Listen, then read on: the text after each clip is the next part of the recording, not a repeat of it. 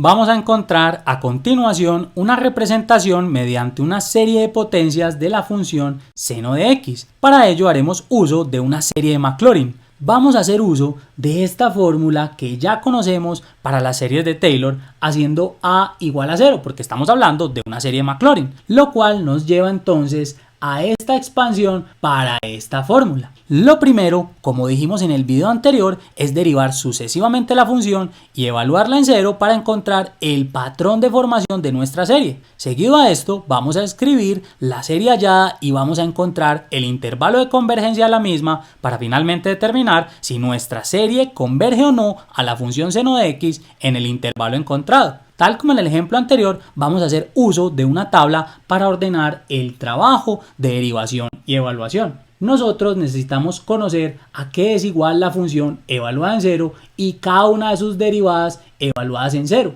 Nosotros aquí tenemos infinitas derivadas porque estamos hablando de una serie infinita. No podemos encontrar todas esas derivadas evaluadas en 0. Entonces, ¿qué vamos a hacer? Vamos a tomar solo las 6 primeras derivadas y las vamos a evaluar en 0 para tratar de determinar un patrón que nos permita formar la serie infinita que se genera por esta fórmula. Nosotros aquí tenemos n igual a 0. No podemos hablar de una derivada de orden 0. Eso ya lo hemos explicado en videos anteriores. Cuando n es 0, lo que estamos haciendo es hablando de la función. Nosotros necesitamos encontrar la función evaluada en 0. Por eso aquí primero vamos a tener a la función y debajo de la función estas 6 derivadas. Al frente vamos a tener primero la función evaluada en 0 y luego a cada una de estas derivadas evaluadas en 0. Entonces comencemos. Aquí tenemos que la función es seno de x. Encontremos todas las derivadas y luego nos ocupamos de la evaluación. ¿Cuál es la derivada de seno de x? La derivada de seno de x es coseno de x.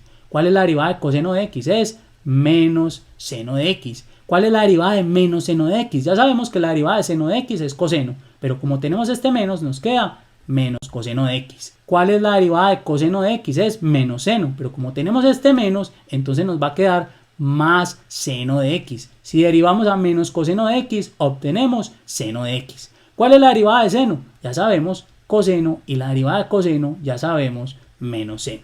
Ahora sí, procedamos a evaluar. Comencemos con seno de 0. El seno de 0 es 0. Luego tenemos coseno de 0, que es igual a 1. Luego tenemos menos seno de 0. Seno de 0 es 0 y aquí tenemos un menos. Esto actúa como un menos 1 que multiplica el seno de 0. Menos 1 por 0 nos da 0. Luego tenemos menos coseno de 0. Coseno de 0 es 1, pero como tenemos un menos, entonces nos queda 1 negativo. Seno de 0. Seno de 0 ya sabemos es 0. Luego tenemos coseno de 0, que sabemos es 1. Y finalmente tenemos menos seno de 0 otra vez, que ya sabemos es 0. Vamos a utilizar estos resultados para sustituirlos en esta fórmula. ¿Qué se tiene? Comencemos. Primero la función evaluada en 0, que ya sabemos es 0. Luego vamos a tener la primera derivada evaluada en 0, que es 1, esto que multiplica a x. Luego se tiene la segunda derivada evaluada en 0, que es 0, y esto que multiplica a x al cuadrado sobre 2 factorial. Luego tenemos la tercera derivada evaluada en 0, que sabemos es menos 1, esto que multiplica a x a la 3 sobre 3 factorial. Luego vamos a tener la cuarta derivada evaluada en 0, que ya sabemos es 0, que multiplica a x a la 4 sobre 4 factorial. Luego tenemos la quinta derivada evaluada en 0, que nos da 1, esto que multiplica a x a la 5 sobre 5 factorial. Y finalmente tenemos la sexta derivada evaluada en 0, que es 0, esto que multiplica a x a la 6 sobre 6 factorial. Todo lo que tengamos multiplicado por 0 se hace 0. Entonces aquí tenemos 0, esto es 0, esto es 0 y esto es 0. ¿Qué nos queda? 1 por x, que es x. Aquí tenemos menos 1 por x al cubo sobre 3 factorial. Nos queda menos x al cubo sobre 3 factorial. Aquí tenemos 1 por x a la 5 sobre 5 factorial. Nos queda x a la 5 sobre 5 factorial. ¿Será que nosotros podemos saber cuál es el término que sigue? Veamos que sí. Aquí tenemos más, luego menos, luego más. Entonces lo que continúa es un menos.